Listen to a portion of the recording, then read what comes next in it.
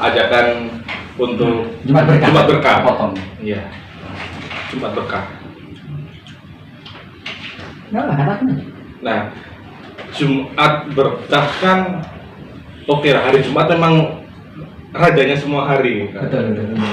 Rajanya semua hari. Apapun kebaikan di hari Jumat akan bernilai lebih dari hari yang lain gitu. Tapi ya kembali lagi, ajakan Jumat berkah kayak ada kontraproduktif di aku sendiri. Ada, pasti ada. Apakah Jumat berkah ini nanti jatuhnya akan riya? Oke, yang pertama. Yang kedua, ini kan di kolektif nih Jumat berkah. Di kolektif. Nanti waktu Jumat berkahnya jadi kita tujukan ke mana? Oke, ke masjid A, gitu ya. Ke masjid A. Kan memang nih nanti perlu proses memasak atau proses ini. Kan pastinya nanti di situ ada sisa. Oh iya. Ada sisa dari masakannya. Si penyedekah. Padahal itu jatuhnya kolektif. Akhirnya dimakan bareng sama si penyedekah. Tahu maksudnya? Enggak. Jadi gini, kita kolektif nih. Kita kolektif. Udah dibungkusin, ada sisa. Dari mana makan? Dari mana donatur? Duit kan? Kita catering. Anggap aja kita sendiri yang kolektif nih. Oke. Yang masak Pak Arif. Gitu kan? Iya. Di situ yang masak Pak Arif. Oke, makannya kita bagikan ke masjid A. Sisa dari makanannya nanti kita makan bareng-bareng. Ya. Jangan kan dari sisa. Jadi kan darahnya kita kan semuanya yang kita berikan adalah Jumat berkah untuk ke masjid A. Ya. Sisanya tadi ini hukumnya bagaimana, Ustaz? Maksudnya kenapa kau masih lu makan? Lalu lu niat sedekah. Bener. Itu udah bukan hakmu. Kenapa kamu makan? Iya, ini udah bukan hakmu. Sekecil apapun mungkin garam bisa kan, Cak? Waduh ini. Luar biasa Mas De. Meskipun itu garam, sekitar oke kita beli garam 5.000. Itu seru, bagus sekali Mas De. Aku gini Mas De. Memang. Kak. Ntar aku izin dulu. Kakak.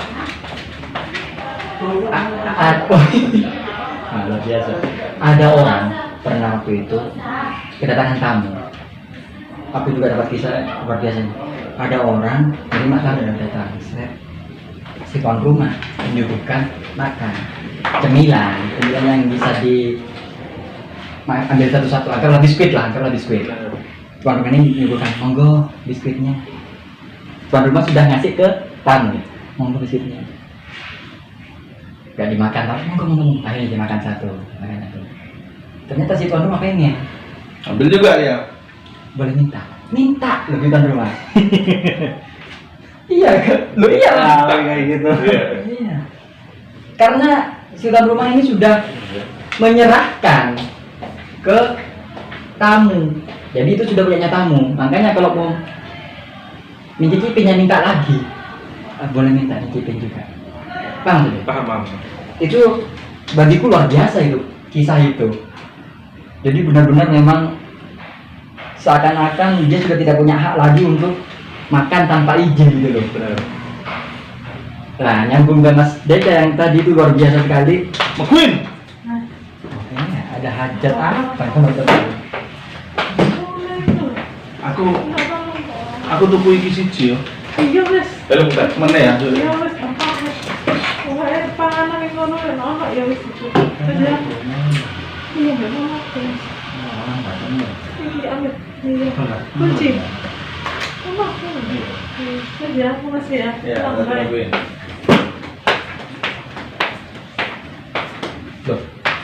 Oke, menyambung. Soal si penyedekah. Aduh, repot itu memang tergantung hatinya dia sejauh mana ya Mas De. Kita ini bertiga kolektif guys. Ayo kita sedekahkan satu sobluk, tau sobluk kan? Sobluk. Rice cooker lah. Satu rice cooker lah. Satu rice cooker itu disedekahkan misalnya. Satu kuali lah. Ya, kali boleh. hitung menjadi 100 bungkus misalnya. Dibagikan 100 bungkus. Cari kok udah nggak nemu, sisa 4 misalnya. Sisa 4. karena sudah mentok nggak nemu lagi misalnya kan, dimakan sendiri. Ya aku nggak tahu Mas De, aku nggak bisa menghubung Mas De. Nggak tahu Mas De. Tapi menurut Ustadz gimana Ustadz kalau soal itu? Hukumnya Secara adabnya. secara adabnya, sisanya sih sebenarnya bagaimana? Apakah harusnya sisa tadi ini sebenarnya kan kita dari si kolektif tadi lillahi ta'ala semua untuk masjid A. Tapi kenapa masih ada sisa di sini? Meskipun cuma sejumput garam yang di situ. Kalau Aku boleh ya? Jadi- Oh, lanjut. kalau seperti itu Mas De, beda lagi ceritanya. Kan beda. Kalau misal sudah diniatkan tak kasih semua masjid, ya wes kasih semua, nggak usah nyisakan ya kan. Kalau ternyata dari pihak masjid ada sisa lagi, wes silakan makan takmir masjid. Enggak, secara masak dia. Secara Dia masak, kan iya. masak. Dia kan pasti masak kan lebih. Masak Kan mesti kan oke lah. ada goreng minyak kan nggak mungkin langsung habis satu minyak segitu, kan mestinya ada sisanya. Oh alah, bahan-bahan mentahnya. Bahan-bahan mentahnya nomor satu mungkin. Atau mungkin dari si pemasak dia mengambil sisa untuk dimakan sendiri. kalau aku boleh gini aja ya. mungkin ya. Aduh, ini merambat ke sini tuh. Coba saya. Kalau aku ya mungkin ini aku mungkin kalau menurut sepengetahuan hematku, sehematku ya, pengetahuanku hampir sama mungkin kalau itu jadinya larinya kayak gini bisa kita hampir mungkin yang bisa disamakan dengan zakat. Zakat ketika itu didistribusikan pasti kan dari banyak orang bukan zakat kan orang yang zakat ngumpul jadi satu Iya. sudah didistribusikan. Setauku di kampung dulu para amil zakat Benar. itu Ada bagian sendiri. ada bagiannya sendiri. Benar. Ada bagiannya sendiri. Kalau sekarang, Ya, sekarang ada bagian Iya. amil zakat tetap ada bagian dikasih bagian di situ. Nah, mungkin bisa disamakan dengan hal seperti itu meskipun itu duit secara pribadi juga ya kan. Entah itu duit pribadi atau kolektif dikumpulkan dari orang banyak dimasak oleh satu orang, tapi karena ada lebihnya akhirnya secara adabnya kalau aku sih anggap sih nggak akan ada kontra di situ karena meskipun ada sisa pun ikhlas. ya mungkin yang orang-orang kan sudah niatnya Udah ikhlas, udah. nggak mungkin dia kan mengusik-ngusik misalnya itu buat nggak mungkin Nggak kan mungkin. karena secara distribusinya sudah pas didistribusikan di masjid tertentu. Kalau aku sih anggapannya itu nggak akan ada kontra yang pertama, dan secara yang keduanya pun kalau misalkan nanti seandainya ada kontra ya baiknya memang untuk menjaga ya isu-isu nggak sedap memang sisanya itu tetap dikembalikan atau mungkin diberikan dimasakkan full tanpa sisa, bisa dikembalikan atau dimasak full tanpa sisa. Yang ketiga mungkin sisa bahan-bahan pokoknya yang ada itu bisa didistribusikan kepada fakir-fakir miskin yang di sekelilingnya kalau bagi aku. Tapi pun secara hanya seandainya itu ditinggal di tempat orang yang memasak masakan itu ya tidak masalah karena mungkin ya siapa tahu ternyata mungkin nanti masaknya kesana lagi bahan-bahan itu masih bisa dipakai lagi. Ya tergantung di niatan sih, niatan misalkan orang yang masak nganggapnya wah aku sudah ngeluarin tenaga dan ini dilakukan di tempatku ya adanya sisa ya sudahlah mungkin mereka mengikhlaskan dan mungkin sudah bisa dikatakan ya memang paling baiknya kalau untuk seperti itu kalau secara kolektif ya bisa diomongkan dulu di awal harusnya. Kalau seandainya ada sisa bahan makanan dan sebagainya pasti akan ada. Kalau aku sih seperti itu, sehingga nggak akan ada kontra ya. Jadi kan itu Nggak tahu lagi. jatuhnya kan kita kembali ke diri masing-masing. Pesannya. Tergantung dari si kolektif massal tadi ini, jadi gitu. Oke lah, kalau mungkin kita pasti kalau dalam hati si pengkolektif pastinya oke ikhlas, gak masalah ada sisa dan lain-lain, mesti pastinya gitu kan Ustaz ya. Tapi dari segi apa ya namanya itu ya, hukum ya, dibilang hukum ya nggak hukum, dibilang Ya hukum Mas De. hukum ya, Benar hukum. dibilang hukumnya itu kayak gitu gimana Ustaz? Iya benar. Kalau bahas itu Mas De,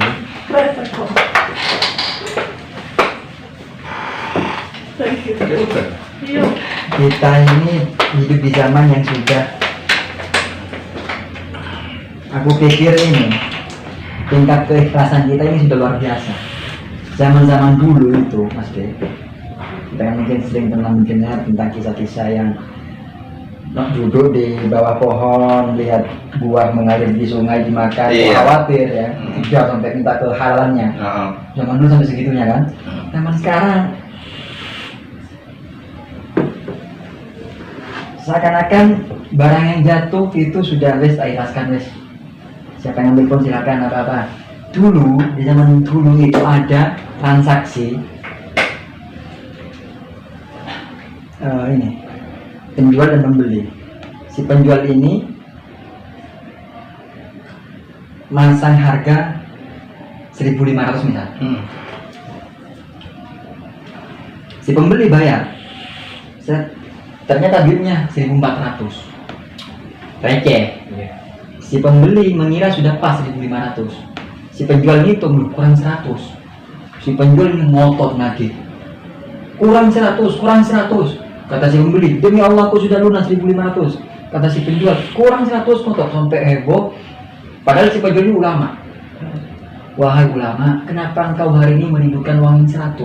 Padahal kemarin engkau menerima orderan yang untungnya berkali-kali lipat, tapi engkau tidak mempersoalkan. Tapi sekarang hanya 100 rupiah dipersoalkan. Karena demi Allah hari ini aku melihat dengan langsung bahwa pembeli ini benar-benar kurang bayar 100. Aku nggak mau gara-gara 100 dia hidupnya nggak selamat di akhirat. Sampai kayak gitunya. Kalau sekarang kita beli ke toko, cuma sekian gitu ya. paham kan? Beli ke toko 2.000, yang kita beli 1.800. Kak 200-nya nggak ada benar juga apa. Kalau membahas hukum kita nagih, kita nggak apa-apa. Tapi kita sudah hidup di zaman nggak enak. Sama halnya kalau kita ke minimarket, kembaliannya permen. Iya Mas D. Kalau kita mau nuntut itu hukum benar kita sebagai pembeli nagih. Nggak bisa. Kalau sampean nggak membelikan 200, sampean golin dan sampean disiksa. Kalau ngeluarin kata-kata kayak gitu, benar kita ini. Tapi kita udah bukan di zaman itu. Memang repot Mas D. Kalau kita mengeluarkan pernyataan seperti itu radikal sama macam. Padahal itu nggak salah, itu hukum yang benar. Salah itu tadi. Tapi kita sudah hidup di zaman nggak enakan. Biasa aku ikhlas. Makanya yang tadi bilang zaman kain zamannya orang ikhlas itu luar biasa. Karena itu nggak ngereken. Padahal zaman dulu tuh hukum sangat teliti Mas. Tapi bisa, kalau aku sih bener ya, mungkin ada benernya juga apa yang kata Ustaz Ahmad. Tapi ada rancunya juga Ustaz. Kalau seandainya memang dicap bahwa di zaman sekarang ini dianggap sebagai zaman yang keikhlasan itu sudah pasaran ya kan? Kalau ngomong, padahal mungkin kalau dianggap keikhlasan sudah pasaran ya, kalau misalkan orang ikhlas itu kan kayak contoh di minimarket tadi lah, kita beli barang 1.800 kurang kembalinya kan 200 rupiah karena memang keadaannya dia nggak ada 200 rupiah. Akhirnya awalnya nunggu kembalian, tapi karena keadaan kurang 200 rupiah, akhirnya si minimarket si pembeli ngomong ya sudahlah saya ikhlaskan gitu kan. Jadi seolah-olah ikhlas itu terpaksa dalam keadaan tertentu. Akhirnya bisa dikatakan bukan malah sebagai bentuk kemajuan zaman, jadi kemunduran kalau benar Ustaz. Kemunduran. Betul. Makanya benar katanya Umar, aku baru sekarang ini. Benar katanya Umar. Jadi pedagang itu harus berilmu. Yang itu aja ya kotornya. Jadi benar, Umar pernah menegur ke para pedagang di pasar. Di sini para pedagang harus berilmu. Kalau nggak tahu ilmu muamalah jangan berdagang. Itu baru sekarang Ustaz. Makanya kenapa penjual juga harus tahu hukum muamalah. Harusnya terbakar kan? Iya. Air. Gara-gara Umar bener-bener. Rosak kan? Enggak kan. Terus Bermalah. Makanya si penjual apapun itu, kalau dia berilmu harusnya dia nyetok uang receh. Harusnya nyetok, jangan permen. Oke. Harusnya kalau dia orang yang paham harus nyetok uang receh, harus itu. Memang iya. Karena siapa yang tahu isi hati manusia? Nah, Pembeli bilang dia aku ikhlas. Iya, itu cuma lisannya doang. Aku pun sempat dirudel pernah di suatu ketika aku ngetes. Mas, ini 200 aku donasikan ya. Enggak aku mau. Sibuk deh nyari-nyari. Dan itu bagus sebenarnya, nyari-nyari sibuk. Tapi karena sudah ada dari atasan, tawarkan dulu donasi. Donasinya untuk siapa? Ternyata yang untuk Nasrani dan macamnya kan. Ya mungkin belum terjawab tapi oke lah. Bisa Baris dikorelasikan ya? korelasikan. Bisa dikorelasikan. Iya. Ini lagi Ustaz. Ini terjadi di aku sendiri. Di tasku setiap hari itu di kantong paling depan tuh banyak uang receh di sana. Niatku di sana memang kalau ada pengamen, ada pengemis di lampu merah atau di jalan baik itu di rumah, uang itu untuk pengemis, untuk orang yang lebih butuhkan lah gitu. Meskipun itu receh. Tapi terkadang kalau kita ke Indomaret atau mungkin ke minimarket, abang doang 200 mas. Oke. Bagus. Ya paham mas. Aku akan ngambil uang itu tadi. Karena kalau kakak beli 200 akan nambah receh lagi kali itu di sana. Kalau nambah receh lagi, oke nanti kamu berat tasku di sini. Ataupun nanti mbaknya enggak ada mas, kalau ada 200 enggak. Oke mau nggak mau aku ngambil uang 200 di sana. Itu gimana Ustaz? Maka nyambung lagi ke yang tadi ke yang kolektif sedekah itu. Bener, harus sama itu. Nyambung mas. Ya Allah, kalau kau mesti. Si benar aku dulu lah, aku dulu lah kan. Orang berbisa ungu kan. apa kan? Soalnya juga jadi tasku depan tuh emang receh semua di sini kan. Akhirnya aku tahu jawaban mas. Ketika melihat uang receh, hati berniat. Iya. Aku akan sedekahkan. Belum beramal, hanya niat. Hanya niat. Sudah satu pahala. Sudah satu pahala. Bilalah diamalkan sebagian. Yang diamalkan itu 10 pahala, 10 kali lipat kebaikan. Yang belum diamalkan nggak dapat pahala, tapi niatnya sudah dapat. Sudah dapat. Misal Mas Dik punya receh 10 koin misal. Ini semua aku niatkan tak kasih ke pengemis. 10 koin ini dapat pahala 1 koin anggaplah. Diamalkan 6 koin. 6 koin ini dapat 60 kebaikan. Sisanya nggak dipakai, nggak dapat 40, nggak dosa, tapi tetap 4 poin niatnya dapat sudah.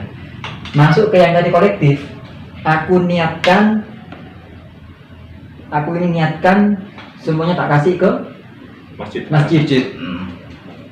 Niatnya dapat sudah 1 pahala. Sisa-sisanya kalau yang masak sendiri ya, sisanya kok udah nggak ada yang nerima, tak makan sendiri ya biasanya nggak dapat pahala pengamalannya, tapi niatnya yang awal dapat. Gitu.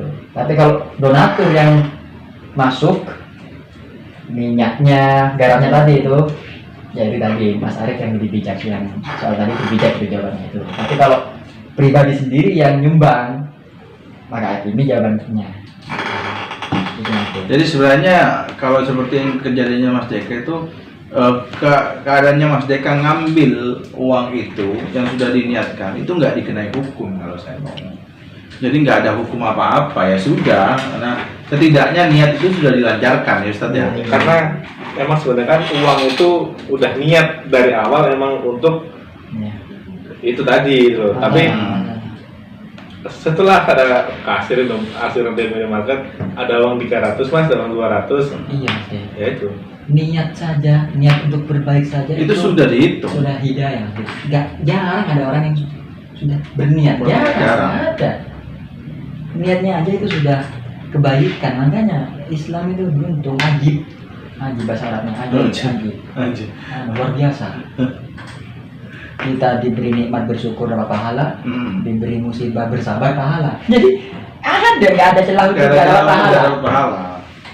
Kalau kita punya niat buruk, engkau nanti pulang kantor mau bunuh Mas Arif, niat niatnya jahat nggak dapat dosa. Tapi kalau diamalkan 1 dosa, 1. Luar biasa kan? Dermawan sekali Tuhan kita ini.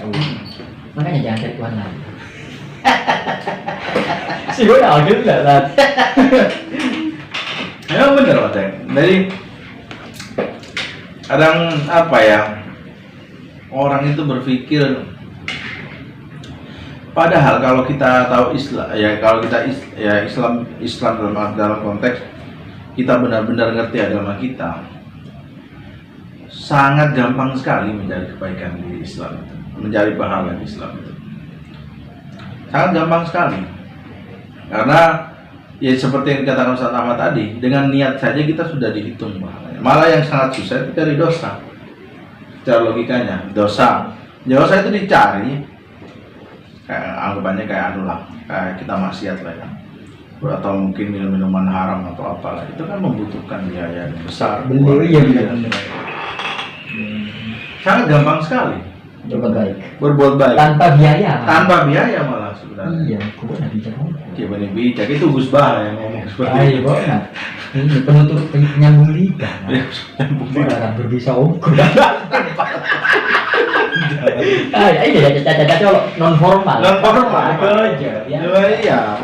Makanya kadang ya itulah, maksudnya dari segi agama kita sendiri memang sangat gampang sekali mencari amal ibadah, tapi sangat susah sekali malah berbuat dosa. Malah sampai apa ya?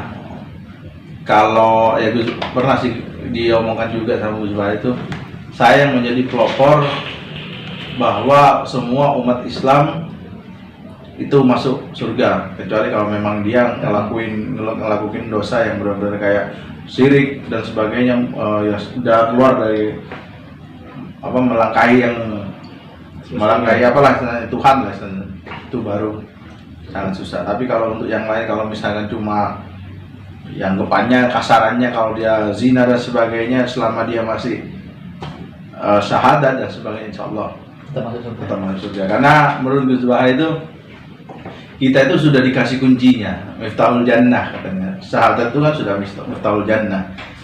Ya kunci untuk masuk surga itu sebenarnya kita sudah dikasih. Masa orang yang megang kuncinya nggak masuk ke surganya? Ya Allah, bagus sekali. Masa orang yang sudah punya kunci kok nggak bisa masuk ke dalam, tuh gimana ceritanya gitu? Gimana ceritanya? Itu masalah. Ya seperti yang ya kalau misalkan secara teknisnya nanti kita harus dimasukkan neraka dulu dan sebagainya, ya Allah Akbar. Toh kita udah punya kuncinya. Toh kita sudah punya kuncinya. Luar biasa ini. Analoginya sepele tapi. Sepele ya, benar.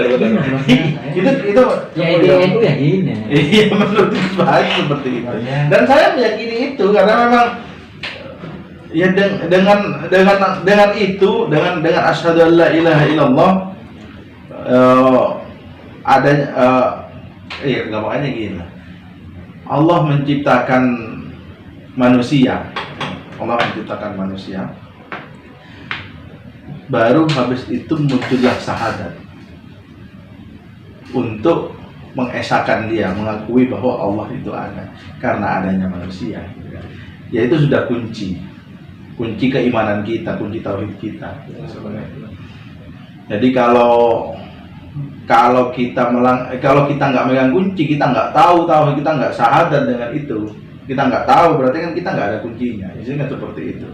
Itu bentuk bahwa itu kita hamba yang benar-benar bukan hamba yang sudah mendapatkan kunci surganya dengan syahadat itu aja. Kalau begini, Gimana?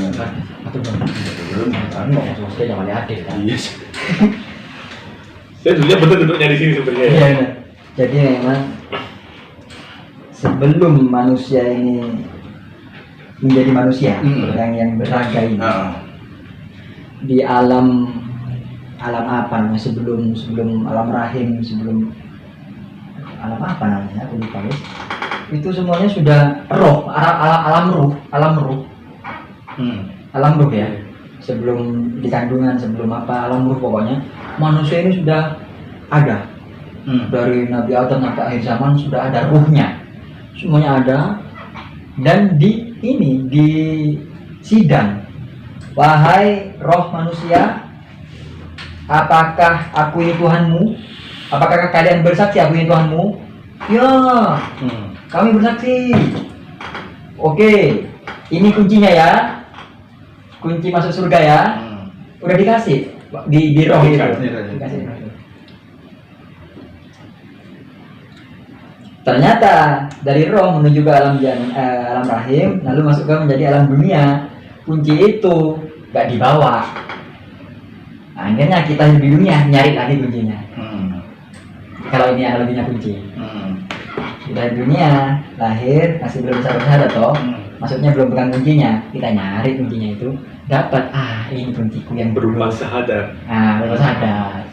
Ya ternyata ini kunciku yang dulu di alam roh. Alhamdulillah bukan lagi sekarang. Analogi kunci. Seperti itu. Benar.